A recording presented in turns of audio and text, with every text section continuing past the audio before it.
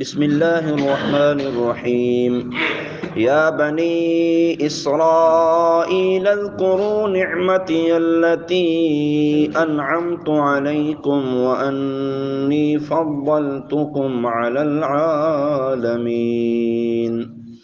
اے یعقوب کی اولاد، میرا احسان یاد کرو جو میں نے تم پر کیا، اور وہ جو میں نے اس زمانے کے لوگوں پر تمہیں فضیلت عطا فرمائی۔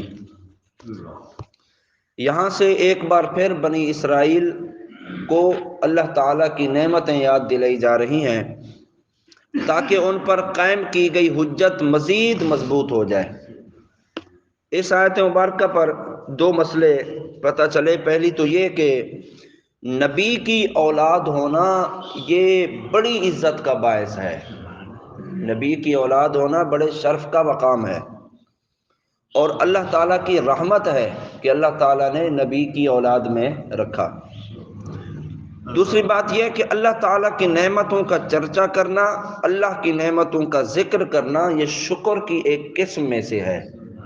اللہ تعالیٰ بنی اسرائیل کو ان پر کی گئی نعمتوں کی یاد دلا رہا ہے، تو اللہ کی نعمتوں کو یاد کرنا، یاد رکھنا، یہ گویا کہ اللہ تعالیٰ کا تم شکر ادا کر رہے ہو۔ لہذا حضور پر نور صلی اللہ علیہ وسلم کی ولادت مبارکہ کا تذکرہ کرنا، یہ بھی اللہ تعالیٰ کی اس عظیم نعمت کا شکر ادا کرنا ہے۔ تو اسی ضمن میں کوئی محفل حضور کے ذکر کے لیے سجائی جاتی ہے تو یہ اسی قسم میں داخل ہے کہ مسلمان اللہ رب العالمین کا شکر ادا کرنے کے طور پر نبی رحمت سرکار دو عالم صلی اللہ علیہ وسلم کے ذکر خیر کی محفل سجا کر بیٹھتے ہیں۔ انی فضلتکم، بے شک میں نے تمہیں فضیلت دی۔ بنی اسرائیل اپنے زمانے میں تمام لوگوں سے افضل تھے کیونکہ یہ نبیوں کی اولاد تھے۔ نبیوں کی اولاد ہونے کی وجہ سے پورے زمانے میں اس وقت افضل تھے۔ ان میں صالحین بھی تھے، متقی پرہیزگار لوگ بھی تھے، ان میں اہل علم علماء بھی تھے۔ اب حضور اکرم صلی اللہ علیہ وسلم کا حضور کے دور میں جب ان لوگوں نے انکار کیا تو اس سرکشی کی وجہ سے وہ سب کے سب ذلیل ہوئے، ورنہ حضور اکرم صلی اللہ علیہ وسلم سے پہلے یہ سب عزت والے تھے۔ اب چونکہ قانون بدل گیا، شریعت بدل گئی، حکم الہی یہ ہے کہ نبی کریم صلی اللہ علیہ وسلم کے دنیا میں تشریف لانے پر، اعلان نبوت فرمانے پر، وہ تمام کے تمام لوگ اگر حضور کا کلمہ پڑھ کر مسلمان ہو جائیں گے تو پھر وہی عزت، وہی وقار، وہی مرتبہ اور مقام ان کا ہوگا۔ اگر حضور اکرم صلی اللہ علیہ وسلم کا انکار کیا تو پھر وہ مومن نہیں رہیں گے بلکہ کافر کہلائیں گے۔ تو وہ بنی اسرائیل جو پہلے عزت والے تھے، حضور کے زمانے میں جب انہوں نے نبی رحمت صلی اللہ علیہ وسلم کا انکار کیا تو پھر ان کی وہ عزت نہ رہی بلکہ وہ ذلت کے مقام پر آ گئے۔ تو اس سے معلوم ہوا کہ جو عزت ہے یہ حضور اکرم صلی اللہ علیہ وسلم کے قدم سے وابستہ ہے۔ جو رسول کریم صلی اللہ علیہ وسلم کے ساتھ جڑ گیا ساری عزتیں اس کی جھولی میں ڈال دی گئیں، اور جو نبی کریم صلی اللہ علیہ وسلم سے دور ہوا تو پھر وہ ذلت کی گہرائی میں جا کر گرا۔ تو جو ان کا ہوا وہ عزت پا گیا، جو ان سے پھر گیا وہ ذلیل ہو گیا۔ سیدی اعلیٰ حضرت فرماتے ہیں با خدا خدا کا یہی ہے در، نہیں اور کوئی مفر مقر، جو وہاں سے ہو یہیں آ کے ہو، جو یہاں نہیں تو وہاں نہیں۔ یعنی جو حضور کی بارگاہ میں آ گیا، حضور کی بارگاہ میں جس کو مقبولیت مل گئی تو اللہ کی بارگاہ میں بھی پھر وہ بڑے مقام والا اور مرتبے والا ہے۔ جو حضور کا نہیں تو وہ خدا کا بھی نہیں ہے۔ وَاتَّقُوا يَوْمًا لَا تَجْزِي نَفْسٌ عَن نَفْسٍ شَيْئًا ولا يقبل منها عدل ولا تنفعها شفاعة ولا هم ينصرون۔ اور اس دن سے ڈرو جب کوئی جان کسی دوسری جان کی طرف سے کوئی بدلہ نہ دے گی، اور نہ اس سے کوئی معاوضہ لیا جائے گا، اور نہ کافر کو سفارش نفع دے گی، اور نہ ہی ان کی مدد کی جائے گی۔ یہاں بنیادی طور پر یہودیوں کا رد کیا جا رہا ہے جو یہ کہتے تھے کہ ہمارے باپ دادا بڑے بزرگ تھے، وہ ہماری شفاعت کرا کے وہ ہمیں بخشوا دیں گے۔ انہیں فرمایا جا رہا ہے کہ شفاعت کافر کے لیے نہیں ہے، جب تک تم ایمان والے تھے اس وقت تو شفاعتیں قبول کی جائیں گی، لیکن جب حضور صلی اللہ علیہ وسلم کا انکار کر کے کافر ہو گئے، اب تمہارے باپ دادا بھی تمہاری شفاعت نہیں کریں گے۔ گویا کہ یہاں کافر کا بیان ہے کہ کافر کی طرف سے کوئی بدلہ نہ بنے گا، نہ اس سے کوئی معاوضہ لے کر اسے چھوڑا جائے گا، اور نہ کوئی اس کی شفاعت کرے گا۔ بالفرض اگر کوئی کافر تو کافر کے حق میں شفاعت کرے تو شفاعت قبول ہی نہیں ہوگی، کیونکہ کافر کسی کافر کی شفاعت نہیں کر سکے گا، اور کافر کی کسی صورت میں مدد بھی نہیں کی جائے گی۔ اب ایک طرف کافر ہیں اور ایک طرف مسلمان، کافروں کی کوئی شفاعت نہیں، اور مسلمانوں کی شفاعت مسلمانوں کے حق میں قبول کی جائے گی۔ قرآن پاک میں 20 جگہ پر یہ بات موجود ہے کہ کوئی مومن کسی مومن کی شفاعت کرے گا تو اللہ رب العالمین اس کی شفاعت کو قبول فرمائے گا۔ بخاری شریف کے اندر اور مسلم شریف کی حدیثوں کے اندر یہ بات موجود ہے کہ نبی کریم صلی اللہ علیہ وسلم قیامت میں جگہ جگہ پر اپنی امتیوں کی مدد فرما رہے ہوں گے۔ مسلمان مومنین کی اللہ کے نبی بھی مدد کریں گے اور بزرگان دین بھی مدد کر رہے ہوں گے، ایک مسلمان دوسرے مسلمان کی بھی مدد کر رہا ہوگا، یہاں تک کہ حدیث پاک میں آتا ہے کہ ایک بندہ جہنم کے راستے پر ہوگا اور وہ ایک بندے کو دیکھے گا کہ وہ جنت کے راستے پر جا رہا ہے، اسے کہے گا کہ یار میں نے آپ کو پانی پلایا تھا، برائے مہربانی اس پانی کے بدلے میں مجھے جہنم کے راستے سے نکال کے جنت کی طرف میری سفارش کر لے۔ تو وہ شفاعت کرے گا، سفارش کرے گا، اللہ تعالیٰ پانی پلانے کے بدلے میں اس کی شفاعت کو قبول فرما کر اسے جنت میں داخل فرما دے گا۔ یہاں تک کہ ایک کہے گا یار میں نے تو آپ کو ایک جگہ پر وضو کرایا تھا، برائے مہربانی میں جہنم میرے مقدر میں لکھ دی گئی، اللہ کی بارگاہ میں میری سفارش کرے۔ وہ شخص سفارش کرے گا وضو کرانے کے بدلے میں، وہ جہنمی جناب جنتی ہو رہا ہوگا۔ مومنوں کے لیے تو اللہ تعالیٰ کی رحمت ایسی چمچم برس رہی ہوگی۔ تو کافر کسی کافر کی شفاعت نہیں کرے گا اور نہ ہی ان کی شفاعت قبول ہوگی۔ مومن مومن کی شفاعت کرے گا بھی، اللہ قبول بھی فرمائے گا۔ یہ تو عام مومنین کی مثال ہے، جس کی شفاعت اللہ کے محبوب کر دیں، پھر سمجھیں اس کا مقام اور مرتبہ کتنا بلند ہوگا۔ تو مومن مومن کی شفاعت کرے گا بھی اور قبول بھی ہوگی۔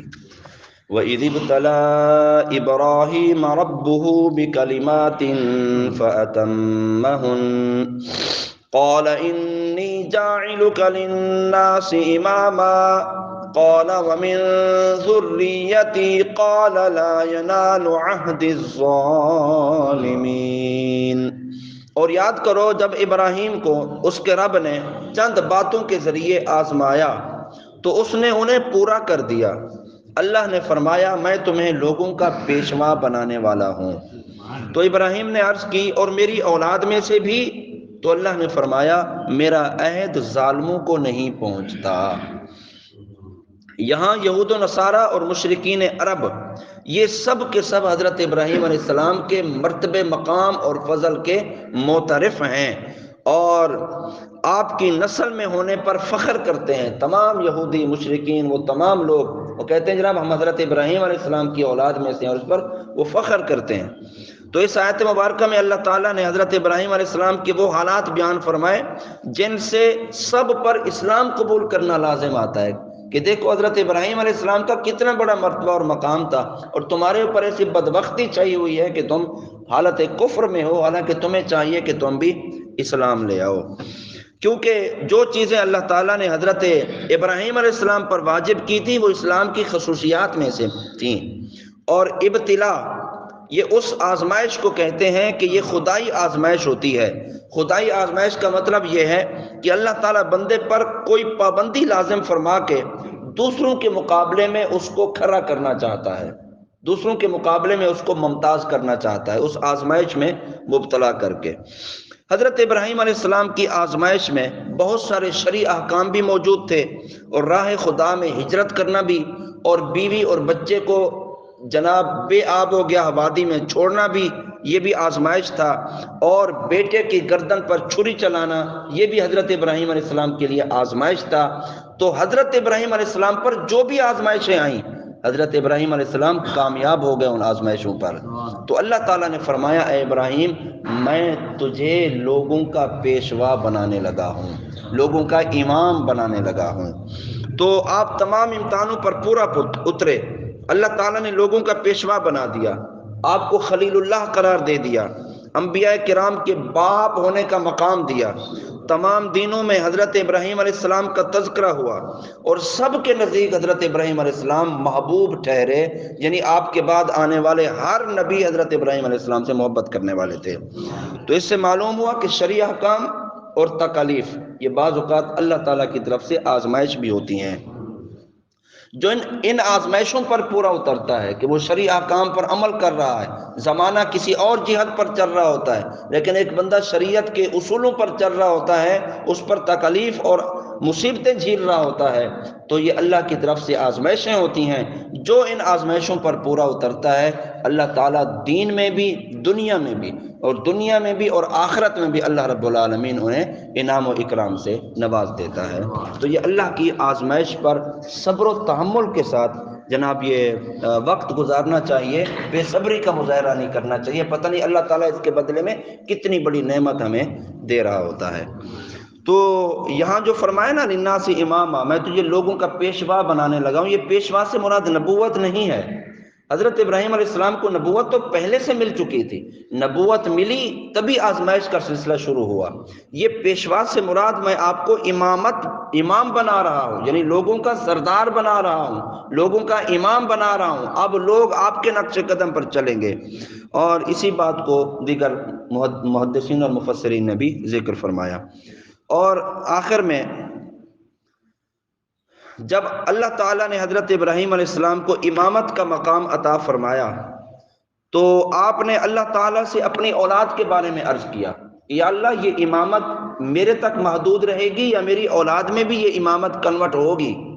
تو اللہ رب العالمین نے ارشاد فرمایا کہ آپ کی اولاد میں جو ظالم ہوں گے وہ امامت کا منصب نہیں پائیں گے، جو ظالم ہوں گے وہ امامت کا منصب نہیں پائیں گے۔ اگر کافر ہوئے تو وہ دینی پیشوا نہیں بنیں گے، اگر فاسق ہوئے تو انہیں نبوت نہیں ملے گی، اگر قابل ہوئے تو اللہ تعالیٰ اپنے کرم سے جسے چاہے گا انہیں بھی امام بنا دے گا۔ یعنی یہ امامت کا منصب یہ ایسا عظیم منصب ہے، اللہ تعالیٰ اپنے بندوں میں سے جس کو چاہتا ہے اس منصب پر مقرر فرماتا ہے۔ تو یہ منصب کوئی عام منصب نہیں، یہ نبیوں کا منصب۔ اور اس سے معلوم ہوا کہ کافر مسلمانوں کا پیشوا نہیں ہو سکتا، اور مسلمانوں کو کسی کافر کی اتباع بھی جائز نہیں ہے۔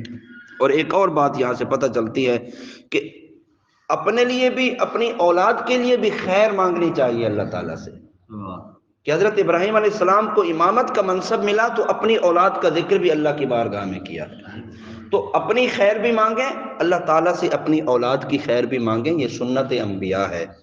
اور یہ بھی معلوم ہوا کہ اللہ تعالیٰ کوئی نعمت عطا فرمائے تو اپنی اولاد کے لیے بھی اس اچھی نعمت کی خواہش کرنی چاہیے۔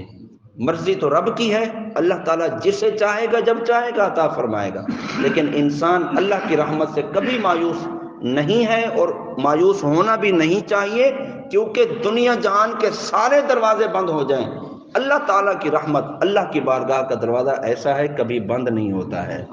تو تمام تر امیدیں، ترجیحات، توجہات، خواہشات اور تمام نعمتوں کی تکمیل اللہ کی بارگاہ سے ہوتی ہے۔